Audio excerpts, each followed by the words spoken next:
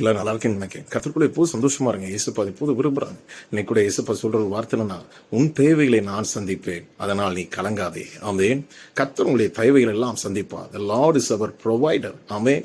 ஜெகவா Jireh is our provider. Amen. Jehovah Jireh அவர் எல்லாம் பார்த்துக் கொள்வார். உங்களுடைய எல்லா தேவைகளும் சின்னதோ பெருசோ எல்லாவற்றையும் தேவன் சந்தித்து தருவார். வசனம் சொல்கிறது, உன் நாவில் சொல் பிறவாததற்கு முன்பாக நான் உன்னை அறிந்து வைத்திருக்கிறேன். ஆமென். உங்களுக்கு என்னது தேவை என்று அவர் அறிந்து வைத்திருக்கிறாராம். உங்க மனசுல என்ன ஆசைப்படுறீங்களோ அதை அவர் அறிந்து வைத்திருக்கிறார். ஆமென். உங்க மனசுல என்னென்ன தேவை இருக்குது, நாளைக்குரிய காரியங்களை என்னென்ன காரியங்களை நீங்க செய்து முடிக்கணுமோ அந்த தேவைகளை ஆண்டு சந்தித்து தருவாராம். ஆமென்.